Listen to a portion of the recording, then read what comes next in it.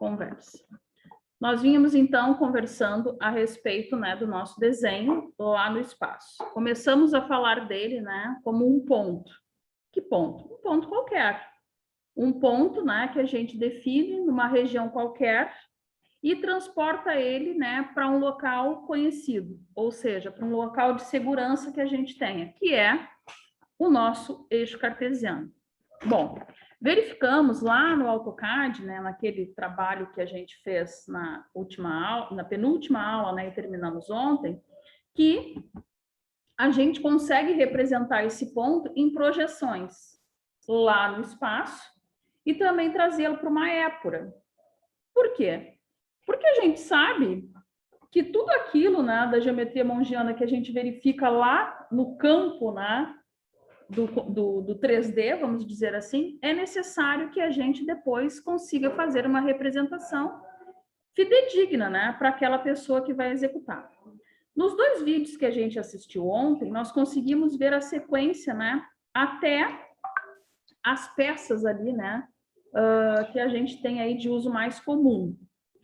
O que a gente vai verificar agora? Eu vou enviar mais 2 vídeos para vocês, para a gente frisar a questão da angulatura e também da projeção, mas não mais do ponto, e sim da peça. Ô, Rafa, tu é... Sem açúcar. Sem açúcar. Não, eu não sou sem açúcar. Não, tu é com açúcar, mas o café tá bom. Para quem não conhece, eles te conhecem pessoalmente? A maioria, sim. Olha, o melhor colega de trabalho que eu podia ter. Boa noite. Tá, vou parar de gravar aqui. Bom, a gente está falando aqui que, em função de eu ter vindo da escola, estou sem o roteiro para apresentar aqui para vocês. Bom, então eu vou fazer o seguinte, eu vou enviar a sequência, tá, dos vídeos que a gente começou a assistir ontem e vamos conversar melhor sobre as projeções. Por quê? Porque se der tempo ainda hoje, a gente vai fazer exercício de projeção de peça. Não mais aquele, né, de ponto, conforme eu estava falando, ok? Posso encaminhar para vocês? E aí depois me façam um certinho aí para dizer que chegou aí no...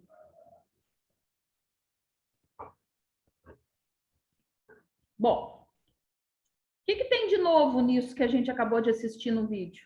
Do que nós vimos com respeito ao ponto?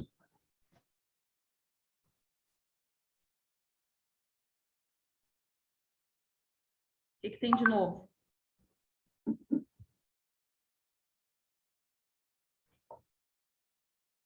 Absolutamente nada, né, gente? Tudo que acontece com o nosso ponto no espaço vai acontecer também com as nossas figuras, com as nossas peças. Bom, dito isso, a gente começa a entender dois segmentos, né, de raciocínio na hora de nós fazermos os projetos, ou de interpretarmos um projeto. Primeiro é ver em que posição no espaço está a figura. Bom, esta figura está posicionada em qual diedro? Bom, baseado nisso, se ela está posicionada no primeiro diedro, é a minha primeira referência. Segunda referência, o meu... Pode falar, Elson. Isso que eles comentaram de, na maioria das vezes, ser no primeiro diedro, isso ainda é assim? Ainda é assim. Aqui para nós, na ABNT, tá? O nosso regulamento para desenho técnico é sempre no primeiro diedro. Quando não for, vai ser indicado. Bom, era o que eu ia comentar agora. A gente precisa verificar o nosso ponto no espaço, nosso objeto no espaço, está em qual diedro? Porque nós temos essas 2 referências. Qual diedro ele efetivamente está e qual diedro eu estou fazendo a observação. Então, ali ele indicou, né, 2 tipos, que mostrou no exemplo que, apesar de nós termos visto isso ontem, que o primeiro diedro e o terceiro diedro, o que eles são? Eles são coincidentes, né, dentro do nosso sistema ali, né, que nós verificamos ontem. Mas não significa que a gente tenha o mesmo posicionamento da peça. Se vocês lembrarem lá do vídeo que a gente acaba de assistir, verifica-se que no primeiro diedro a gente tem a peça vista de modo frontal. Nós vimos ali, né, a projeção, tipo um rebaixo, né, naquela peça. Depois nós vimos a peça vista de cima e depois a vista lateral da mesma. Como estava posicionado isso no primeiro diedro? Quem lembra? Lá do vídeo que a gente assistiu agora.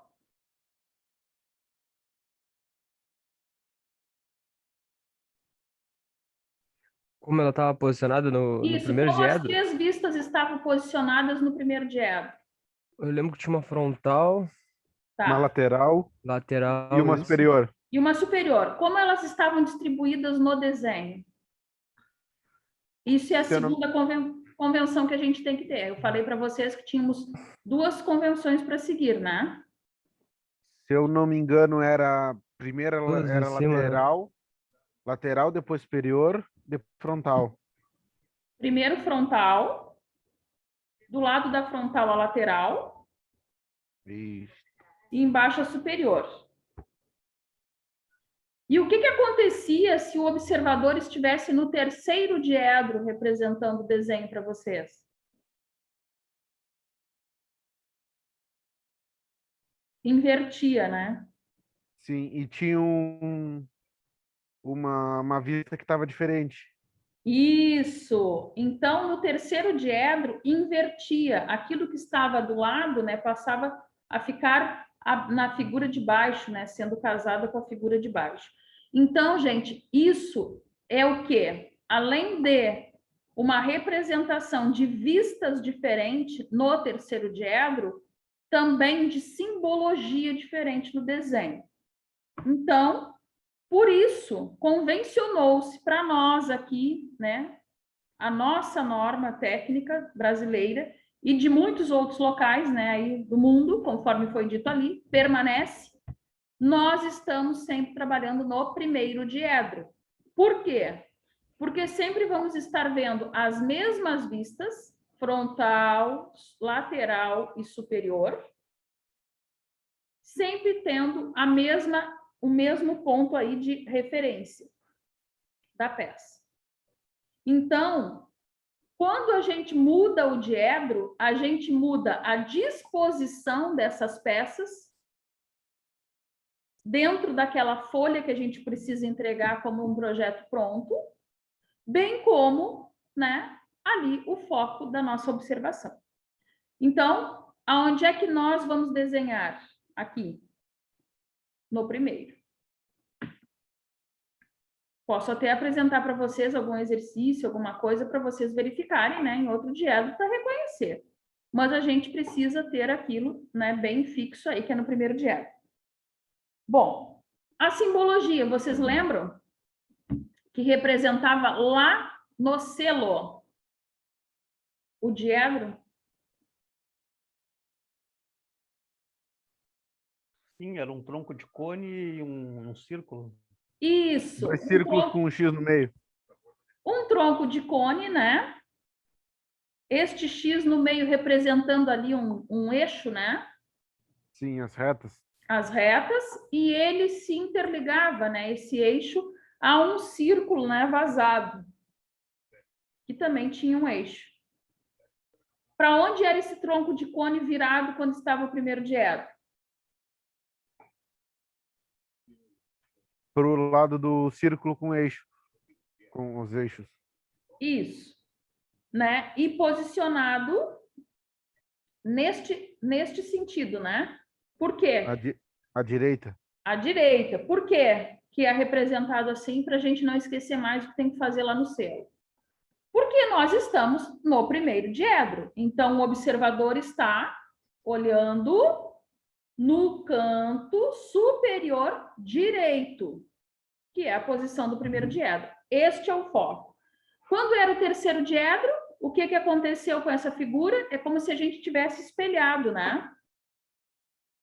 E ela ficou ao contrário. Por quê? Porque agora o meu observador está no canto inferior esquerdo, né? Como se nós tivéssemos ali o nosso eixo cartesiano, né, de referência, a gente estivesse abaixo fazendo a observação. Por isso que aquela menção que eu fiz agora para vocês das peças ficavam diferentes. Ou seja, a minha vista frontal tinha outro sentido agora, né? Outra visão. E assim sucessivamente com as outras. Bom, a gente viu também outras coisas importantes para que a gente pudesse fazer as projeções, que seria o modelo. Quem é o modelo?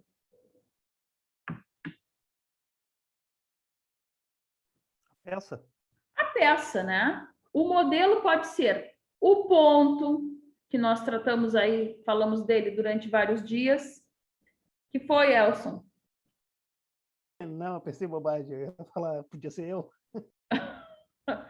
Tá bom. Pode ser também, tá valendo. Aí desenho artístico, né? Não projetivo.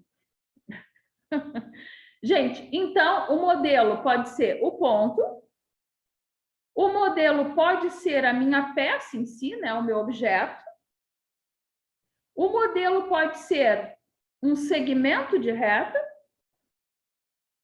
pode ser outro plano, tudo isso é um modelo. Ou seja, não importa qual seja a nossa referência de modelo, poderia até ser o Elson, que nem ele sugeriu, desde que soubéssemos fazer as projeções, né, conforme a gente viu a técnica ali, que é o que a gente vai botar no papel em seguida. Outra questão que a gente verificou ali era a questão da observação. Tem que ser frisado que o observador ele tem que estar numa distância de quanto do modelo? Infinito? Infinita. Por quê?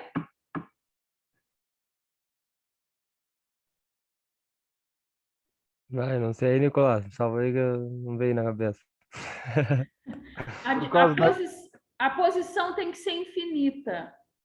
Pelo seguinte fato, quando a gente está tratando de projeção, significa que a gente está tratando de espaço. Ou seja, um objeto no espaço, ele não está numa distância palpável. Então, se nós estivermos muito próximo ao objeto, a gente enxerga ele distorcido. Não sei se vocês estão lembrados. Agora eu não tenho a figura aqui, porque eu estou sem o meu roteiro. Lá no meu roteiro eu teria. Quanto mais próximos a gente tiver do objeto, a gente enxerga distorcido. É aquela famosa ilusão de ótica. Não sei se alguém já verificou. Às vezes tem esses vídeos até que chega essas coisas para gente. Que é o quê? Aquilo que tu enxerga de pronto e que quando o teu cérebro processa de uma maneira diferente, né, com mais tempo, vamos dizer assim, tu consegue verificar que não é o que tu está enxergando, né, de imediato. Então, o mesmo acontece com o nosso modelo com relação ao observador. Precisa ter uma distância significativa, porque senão aquelas peças que estão um tronco, por exemplo, né? Que nem foi ali a representação do diedro, um tronco de cone. Se tiver muito próxima, pode ser que se represente ele com chanfro. Isso foi mostrado no vídeo, apesar de não ter sido falado, mas foi mostrado, inclusive teve linhas ali, né, projetivas que chegou até o observador, não sei se vocês estão lembrados, que verificou-se então que o desenho realmente ficava distorcido. Então, sempre numa distância infinita. Essa distância infinita, não, esse infinito não é que seja algo assim, né? Vocês estão entendendo, é uma questão de relação, né, eficiente, digamos assim, para a observação da peça. Outra questão era os conjuntos. O que a gente precisa verificar dos conjuntos? Que é importante frisar e ficar bem na nossa memória. Que às vezes a nossa peça é uma sucessão de outros elementos. Por exemplo, ontem a gente verificou uma das peças, não sei se vocês estão lembrados, parecia uma espécie de alavanca. Na ponta, né, tinha algo, lembrando ali uma catraca, uma engrenagem, algo do gênero, e na outra extremidade uma esfera. Eu posso chamar isso de conjunto? Não, porque era uma alavanca de um de uma outra peça. Tá, mas e o que é conjunto para o teu entendimento? Conjunto, no meu entendimento, é como se fosse as peças ao todo, que forma uma coisa, não uma só. Ali ela é a unidade. Isso, mas ali como é que tu representaria esta peça que eu descrevi, que nós estudamos ontem, como seria representado? No Na caso, totalidade ou como se fosse uma sucessão de peças formando um conjunto? bom. Não, no meu ponto de vista, seria uma totalidade. Se tu fosse juntar elas, que Isso. seria desenhos diferentes, no caso. Mas eu entendo o teu ponto de vista. Tu está levando o ponto de vista matemático, quando a gente estudava conjuntos, que eram de situações similares, né, de objetos similares. Isso existe. Portanto, por exemplo, se eu for representar esta caneta, eu não consigo dar os detalhes para ela sem que eu subdivida. Ou seja, talvez seja necessário eu te mostrar este detalhe em primeiro, o eixo em si num segundo momento, e aqui o que seria, né, a escrita da caneta, a esfera da caneta, num outro momento. Então, isso forma-se um conjunto,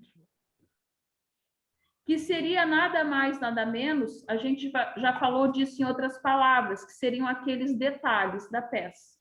Lembro que nós tínhamos um setor nos projetos que seriam o setor de detalhes?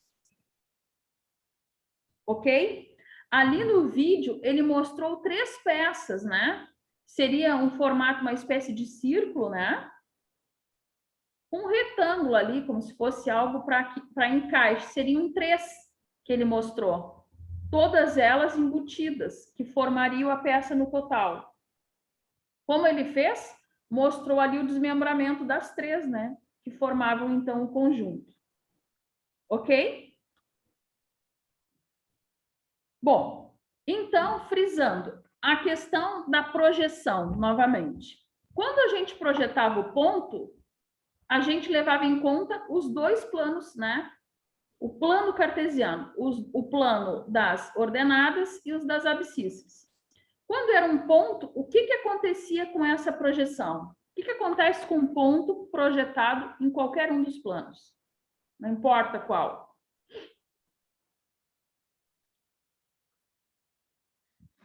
Quem lembra? Fizemos os exercícios ontem.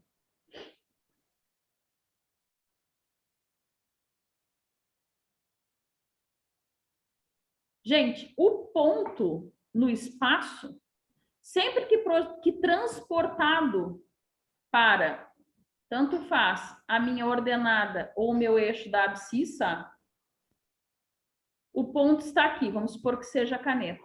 Ele sempre vem perpendicular ao plano. O ponto nunca vai ser possível de se tê-lo projetado em outra situação a não ser perpendicular ao plano. No entanto, que na nossa épura, né, na nossa representação em épura ontem de 4 pontos que a gente representou, verificou-se, né, que os elementos ali, componentes, né, daquele ponto, por exemplo, eles eram somente 3, né? A abscissa, que era a distância da origem, né, da linha de épura, até onde começaria ali a cota, né, de projeção. Quem era a cota? Aquela letra minúscula, né, representada com índice, com um apóstrofo, né, em cima. Neste caso do vídeo que foi mostrado ali, eles representaram, né, com índice 1. Sabemos que no nosso desenho vai ser representado como manda as regras, né, as normas de desenho, com apóstrofo, né? Então, aquilo era o quê? A projeção vertical, né, do ponto sempre perpendicular ao plano. E lá embaixo, né, mostrando o nosso afastamento. Foi mostrado isso ali nesse vídeo que a gente acaba de assistir, que nada mais é do que a gente já vem falando há alguns dias. Só que o que acontece quando a gente tem essa projeção, mas não mais de um ponto, e sim de um segmento de reta? Lembrando, o que é o segmento de reta? Fazendo um gancho. Quem é o segmento de reta? É uma reta com delimitações. Isso, uma reta com limites, ou seja, A minha reta é infinita. Reta, eu não consigo projetá-la em um plano, porque ela é infinita. Assim como o plano também, né? Eu delimito ele. O meu segmento de reta é aquele trecho, né? Como se eu tirasse um print ali da minha reta, né? Na totalidade, ficasse então apenas com o segmento. O que acontece com o segmento de reta quando projetado? Quais são as 3 opções que eu tenho para projeção disso?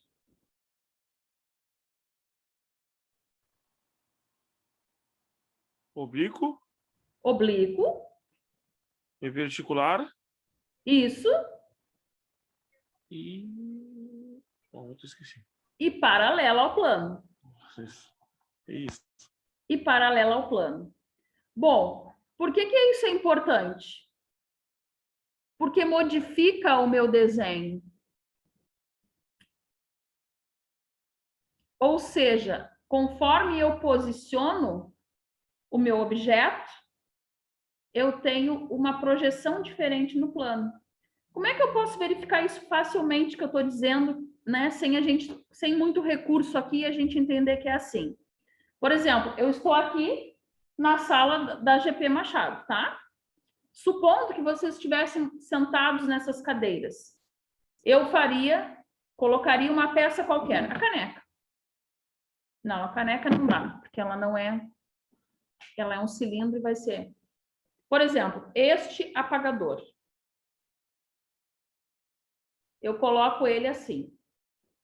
Aí eu peço para vocês fazerem de onde estão sentados a representação disso no plano.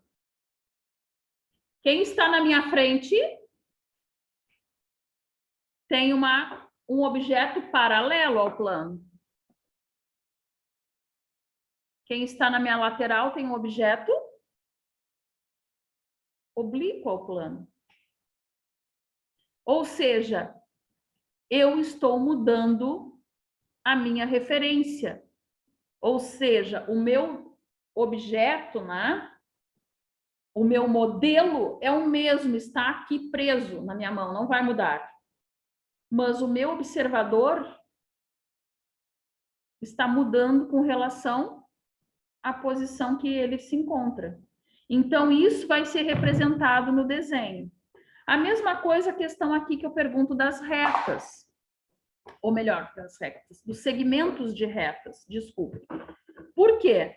Uma reta paralela, ela representa a verdadeira grandeza no plano. O que é verdadeira grandeza em matemática?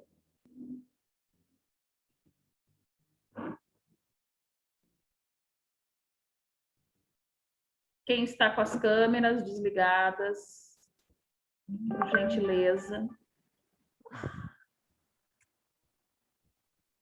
Gente, o que é uma verdadeira grandeza aí em matemática? O que significa? Não me lembro, professor. Bom, verdadeira grandeza em matemática, quando eu falo que algo está na verdadeira grandeza, significa que ele é representativo. Ou seja, se esta caneta está paralela a este plano, que é a agenda, ela vai ficar desenhada na agenda do mesmo tamanho, vamos dizer assim. Isto é verdadeira grandeza. Sempre que eu tiver um objeto em paralelo ao meu plano, significa que ele vai estar representado no plano em verdadeira grandeza. Correto? Ok. Sim. Ok. Ok. Bom, o caso, né, de um segmento de reta oblíqua. O que vai acontecer? Não vai ser uma verdadeira grandeza. Não representa a verdadeira grandeza. Por que isso acontece, gente, na prática? Por que a gente pode afirmar isso? Porque a representação do nosso plano está aqui, né? E qualquer coisa que eu queira transportar para o meu plano, eu simplesmente traço linhas, né? Aquelas linhas de chamada. Se fosse um ponto qualquer, né? Um ponto aqui. Eu traçaria uma linha até chegar no plano das ordenadas e outra até chegar no plano das abscissas. Assim que a gente fez, né? Que a gente viu lá nos outros desenhos das outras aulas. A mesma coisa será com um segmento aí de reta. Neste caso, a caneta. Se ela estiver oblíqua ao plano, quando eu traçar estas linhas, por exemplo, a que estiver menos com a inclinação, com a angulatura, né, mais próxima ao plano, terá que segmento de reta para chegar no plano? O menor, né?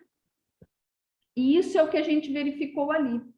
Então, neste caso, a gente consegue observar, né, aquelas peças que são representadas, né, em dimensões diferenciadas. Todos concordam? Todos lembram lá do vídeo, que foi isso que a gente assistiu?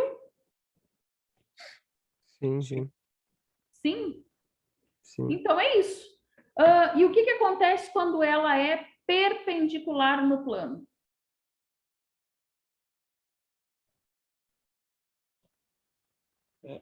Representa só um ponto só, né? Isso. É como se ela estivesse, né, apenas em um ponto ali no plano. Ou seja, não significa que ela não é verdadeira grandeza, significa que ela coincide no plano. Quando é que a gente viu essa palavra? Quando estudamos retas e as angulaturas, lembram? Nós tínhamos retas que se coincidiam, né? Que se sobrepunham uma à outra. Então, o mesmo ocorre aqui com relação ao plano. Bom, se um segmento de reta, supondo a caneta seja um segmento de reta, eu tenho essas três características, repito, não vão mudar nunca. Sempre será assim. Sempre que eu tiver algo paralelo, vai estar em verdadeira grandeza representado no plano. Sempre que estiver oblíquo, né? Quem estiver, né, com a angulatura mais próxima ao plano, ficará representado de maneira menor. Então, não é a verdadeira grandeza. E perpendicular vai ser um ponto, né, coincidindo, se sobrepondo ali ao plano. Se no segmento de reta é assim, o que acontece com a figura? Supondo que eu tenha o plano e uma figura agora, um retângulo qualquer. O que vai acontecer?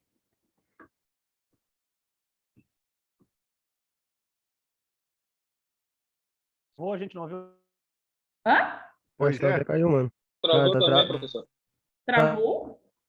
tá travando.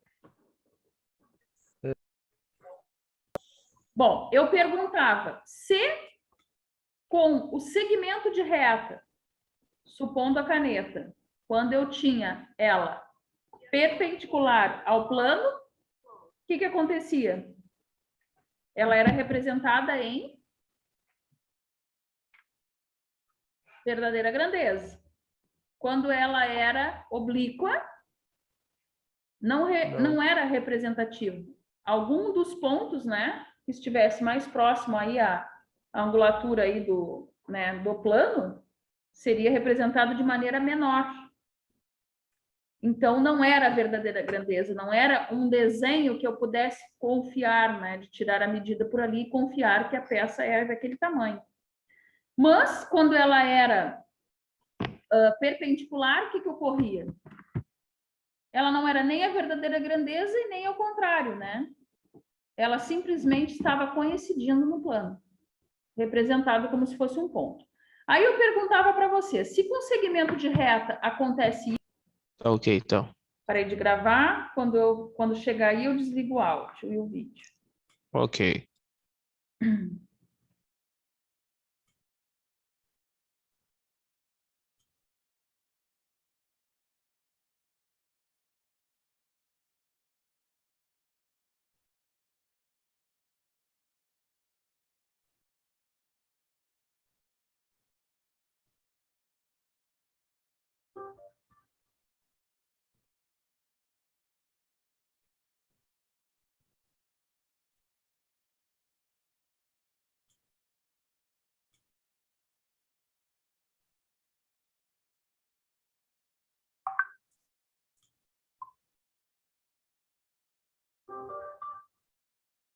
Acho que chegou, né?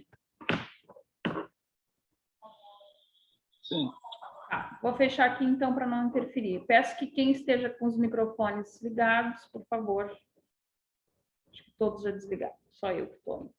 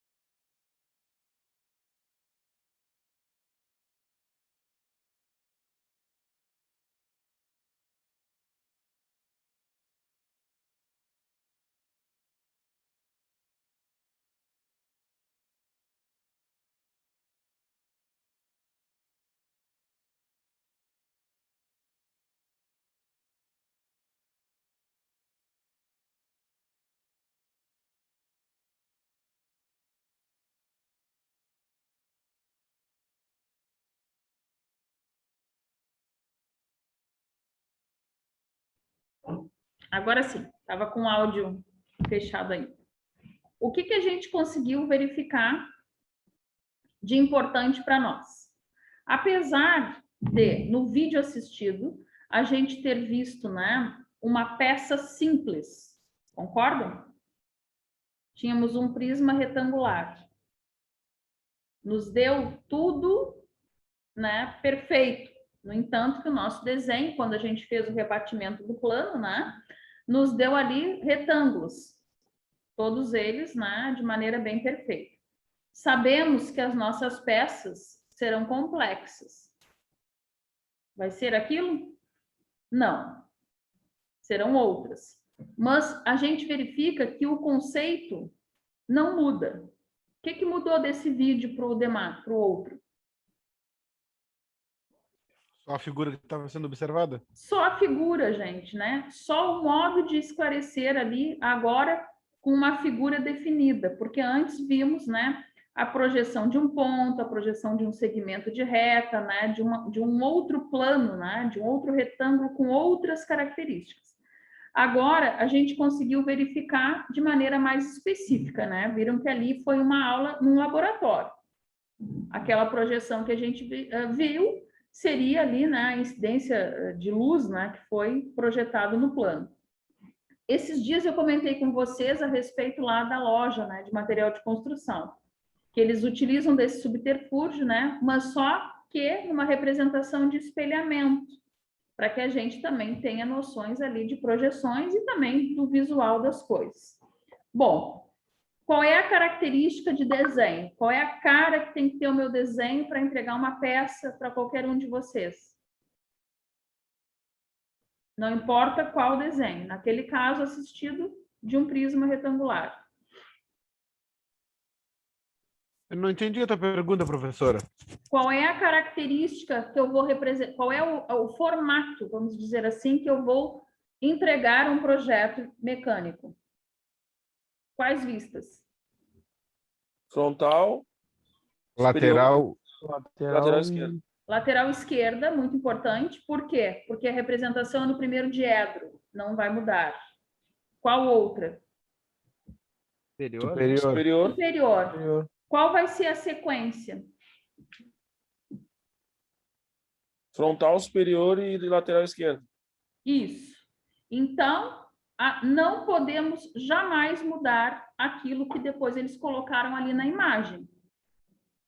Primeiro, a gente vai rebater o nosso objeto, seja qual for o objeto que estamos representando, em qual plano? No vertical, né? Sim ou não?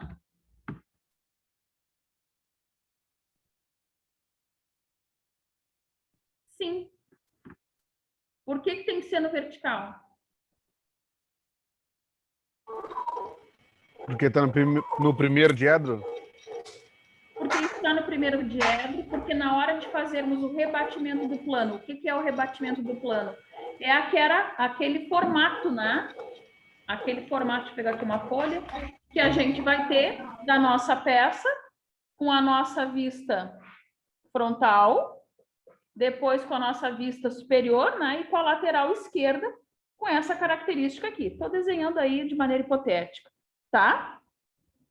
Então, isso não vai mudar nunca. Qual é o plano fixo? O vertical. Primeiro diedro, o plano fixo é o vertical. Os demais vão ser todos em função deste. Ficou esclarecido isso lá no vídeo?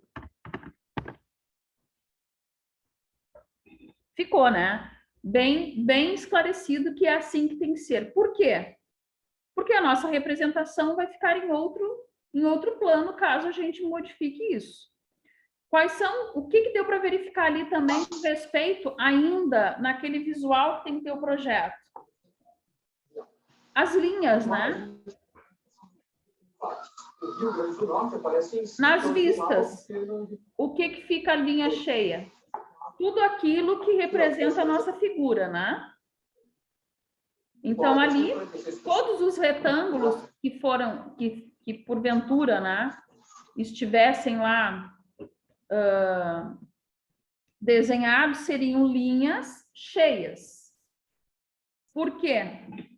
Porque é aquilo que a gente enxerga de pronto. Então, tudo que a gente enxerga ali, que está no plano, a linha, né, a ser indicada é esta. Bom, se fôssemos representá-lo, né, em projeções, as linhas mais finas, né?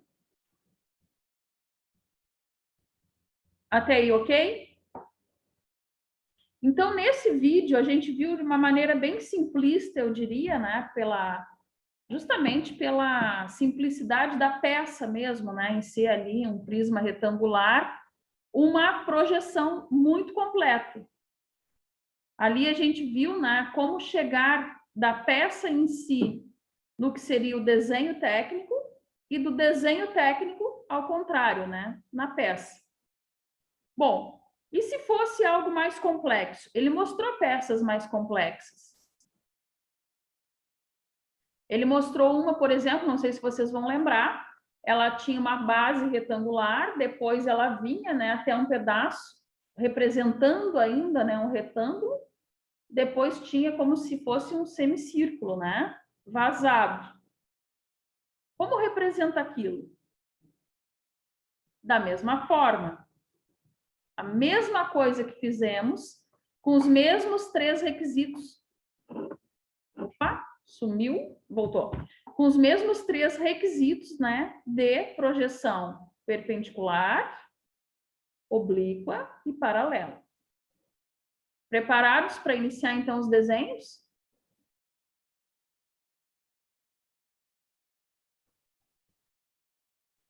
Só rindo, né? Todo mundo aí só... Preparado, professora? Não, é que eu olhei bem na hora, eu olhei a Preparado e tela, o Gabriel e o Robson deram um sorriso, assim, né? Tipo, tá bom. Então, amanhã a gente vai brincar um pouco, né? De desenhar, que tal? Uma ótima, né? Para isso que a gente está aqui. Bora. Então, tá. Então, tá combinado. E aí, eu quero fazer no primeiro momento o exercício e depois entrar em escala, né? Para a gente fazer ali, ter essa alusão. E também, claro, amanhã não vai dar tempo, né? Mas a gente precisa ver ainda as cotas. Porque no mesmo critério, né, que a gente tem de representação das linhas mais cheias, das tracejadas, enfim, a gente também tem que ter a mesma noção do que é importante ser visualmente, né, cotado. Então, isso tudo a gente tem que ainda analisar, mas vamos fazer aí o que mais nos interessa agora, que é praticar o desenho. Como é que eu pretendo trabalhar isso com vocês? Eu vou trazer peças, né, ali, prontas, porque não vou ter como acompanhar vocês aí de casa e tal. Mas a gente vai fazer a análise juntos. Ou seja, nós vamos verificar ali, olha, a peça, né, sei lá, é esta. Nós vamos verificar as várias faces que elas vão estar ali desenhadas para que vocês se localizem, né, o plano de visão. Ok? E aí, então, a partir disso, vocês não precisam estar aí elaborando, né, desenhos. Vocês vão conseguir se situar como se estivesse fazendo. Beleza? Ok. Então, tá. Então, eu vou aqui verificar as pessoas que estão. Deixa eu ver, eu vou começar pelo José. O José, o João, o Nicolas, o Lennon, o Elson, o Cristiano, o Rafael, o Gabriel. O Edson. É que eu estou indo na sequência aqui. Vamos ver se eu não me perco. O Robson, o Rodrigo, o Maicon, o Edson. E tem 2 Rodrigo ou é o mesmo que está logado 2 vezes? Não, professora. Professora, Oi. é que a minha internet pelo notebook estava meio ruim, aí eu estava no celular, por isso estava aberto os 2. Ah, tá. Então é um Rodrigo só. Tá bom. Isso, tá? Tá, beleza. Entendi. Então é isso, gente. Aí amanhã, então, a gente continua. Prometo que não